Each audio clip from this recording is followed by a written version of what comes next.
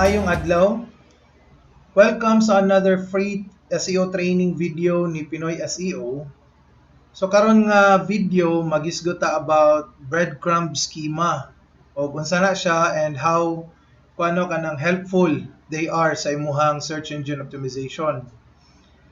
So pag mo search ka sa imuhang website, mo din atong website no pinoyseo.ph, and taod-taod na ni siya nga na-index, nga ni-rank.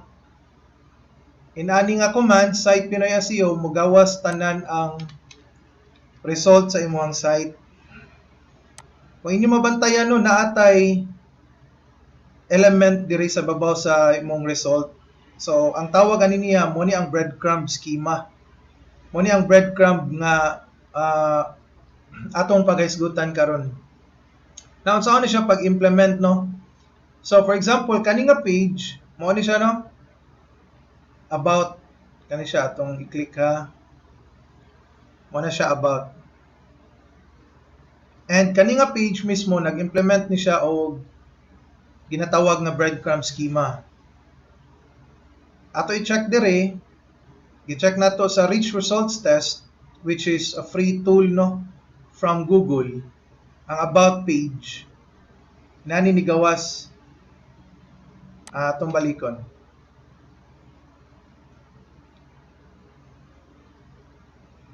Kaning Rich Results Test, iyang i-test no ang mga elements sa imuhang website or sa kana nga page para enhancement sa imuhang search results.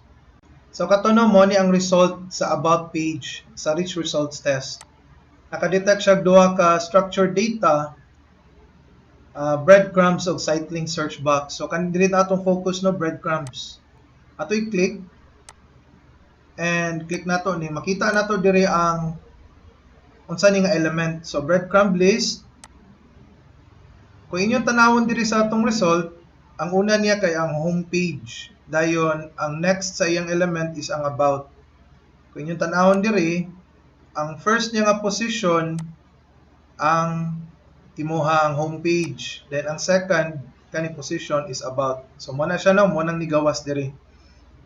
Now unsaon ni siya pag code? Unsay code nga naa sa sulod aning schema? So mogamit ta ani nga tool, schema generator no. Kani ginagamit gyud ni nato nga generator tool. So daghan ni klase nga schema nga pwede nato i-generate, focus ta diri breadcrumb. So basic ra kayo no, mo ni ang default nga code sa schema. So script na siya. Kana nga script dapat mabutang na siya ani nga page or kung asa ka mag-implement og mga breadcrumb schema. Dayon atong ibutang diri page name, ato ning kuhaon niyang kuan, iyang result diri Pinoy SEO, butang nato home, or pwede ang URL no, ana ato lay butang diri kani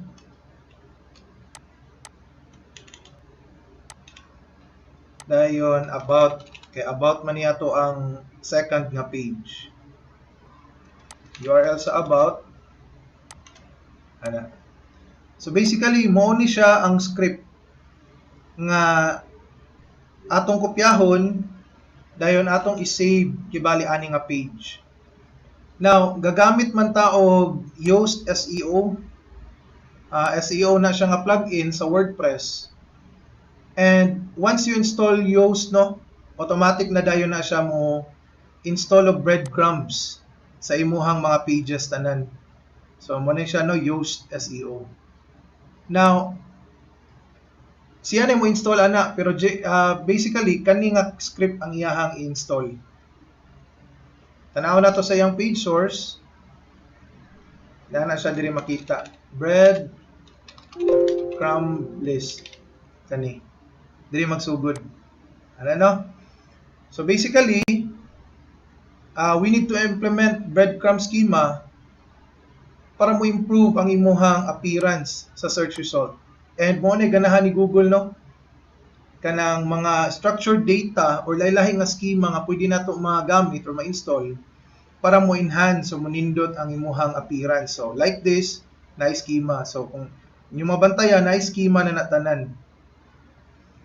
Ano, so katogi kanilang na code ang iyahang gi-install. Now, kana mo na siya inanaon pag-enhance sa imong search result sa imong breadcrumb schema to learn more about SEO. Ako lang i-plug ni gamay. So naatay 4-week online SEO bootcamp. And ang third batch nato is karong March 27. So open for reservation na siya. So kana lang no, thank you for watching.